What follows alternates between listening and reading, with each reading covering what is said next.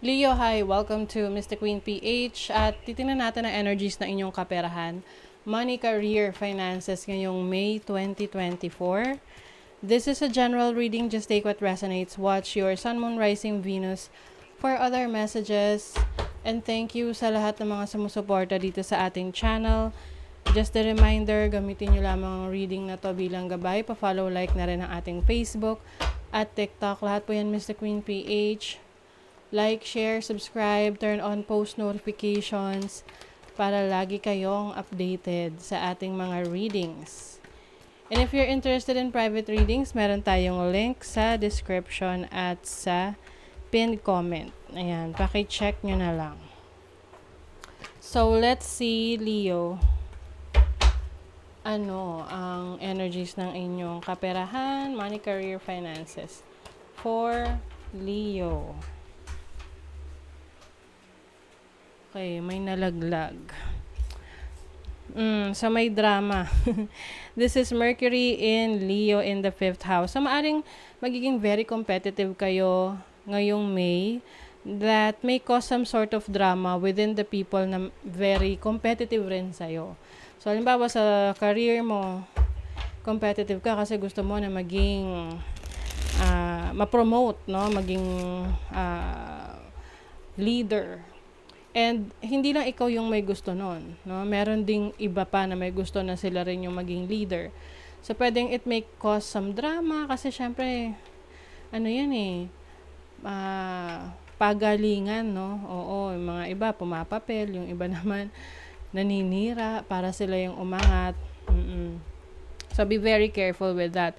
Kasi maaring yung iba sa inyo meron kayong mga hidden enemies. Actually, yung iba sa inyo, nararamdaman nyo na itong mga to ay hindi, kumbaga, hindi, pabor sa inyo.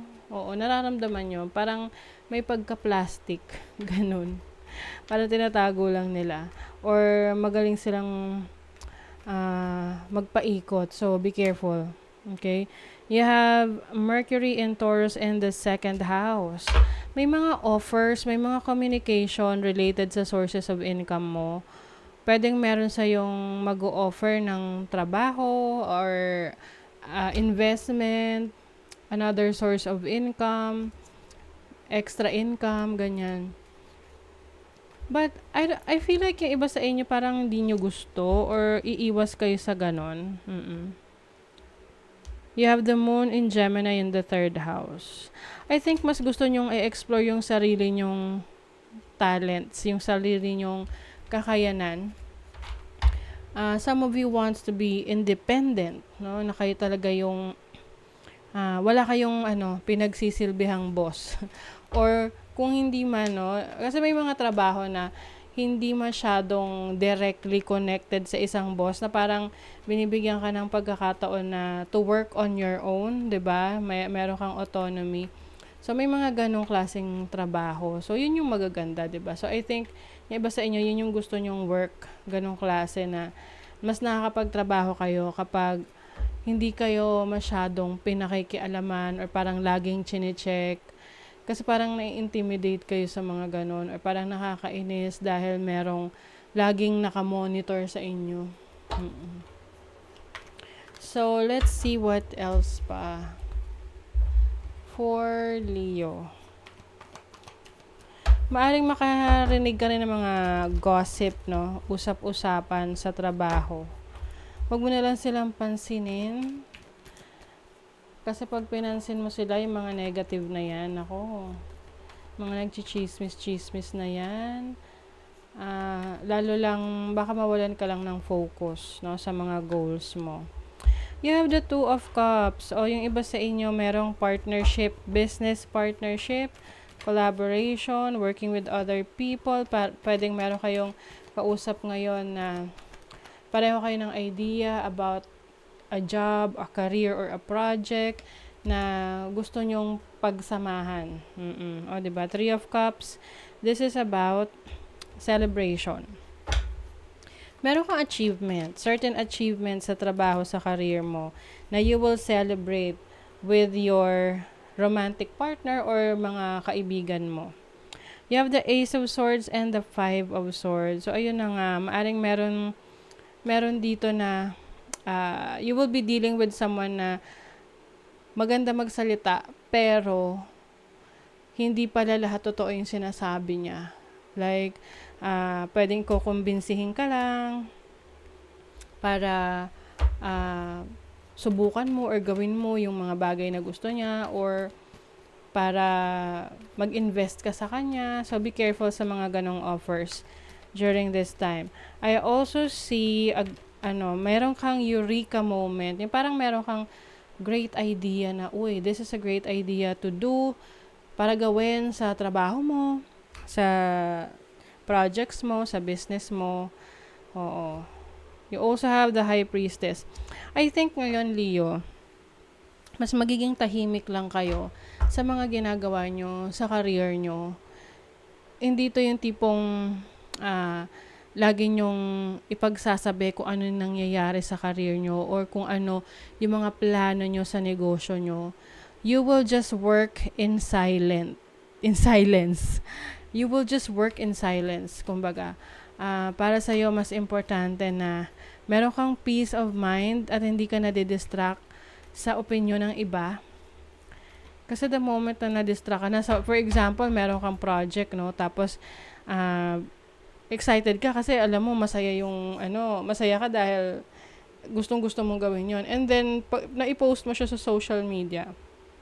May mga nakakita. Yung iba, pwedeng lantaran magko-comment yan na, ay, ba't parang ganito? Parang lagi may masasabi. Yung iba naman, sinasarili na lang nila. Kaya lang kasi may mga tao na may talk behind your back, no? Na pag-uusapan ka pag nakatalikod ka na. At yung mga tao naman na nagsasabi ng lantaran, maaring maapektuhan ka sa opinion nila at masyado kang ma-conscious at hindi ka na makapag-focus doon sa main goal mo. So, you have to be careful na huwag ka ma-impluwensyahan ng iba. Oo. Kasi, kanya-kanyang opinion. Kung sa tingin mo yan ay maganda para sa'yo, kung sa tingin mo yan ay the best, no? Whatever you are doing, then, do it. Hindi mo naman kailangan ng, validation ng iba. Yes. Pero kung pinagagawa sa'yo ng boss mo, yun lang, no? Kapag kailangan talaga yung boss mo magsasabi na, oh, that's good. That's accepted. So, yung iba sa inyo, magsishare kayo ng knowledge and skills ninyo. Pwedeng magiging teacher kayo or you can be a trainer, coach. Ayan. Magtuturo kayo para sa iba. Oh, may lucky. You're being guided, no? Divinely guided kayo, Leo, so you don't have to worry about yung mga doubts ninyo sa sarili ninyo. Kasi mararamdaman nyo naman if this is divine intervention or kung meron talagang divine purpose. So, you will experience something lucky yung sa trabaho, sa business mo, or sa negosyo mo. So, take advantage of this opportunity and make the most out of it. And then, may mga bagay rin daw na kailangan tatanggi ka. Kasi, syempre, mahirap naman yung oo ka ng oo. Tapos, para lang ma-please yung iba. Pero, una-una, hindi mo pala gusto yung gawin. Pangalawa, hindi mo pala kayang gawin. 'Di ba? So, learn how to say no, set your boundaries. A new creative venture is on the horizon. See it as a positive change. Ayan. So, merong creative venture sa inyo na parating. Creative na trabaho, career, or business. And I think you will be working with some people. The magical and unique qualities of your untapped potential are unfolding now. O, ayun na.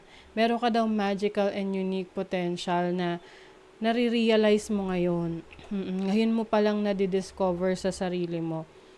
And, syempre, potential yan eh. Unless, no, gawan mo ng action. Kumbaga, potential lang yan sa'yo hanggat wala kang ginagawang action. Okay? So, for example, na-discover mo, magaling ka palang kumanta. Oh. So, potential siya, yes, until mag-take ka ng action like sumali ka sa mga contest o kaya mag-create ka ng covers mo or magawa ka ng sarili mong song and you sing it and you upload it. So, magkaiba yon, no? Yung potential tsaka yung action na gagawin mo para yung potential na yon maging power. 'Di ba? Mm-mm. So, that is your reading, Leo. Thank you so much. Bye.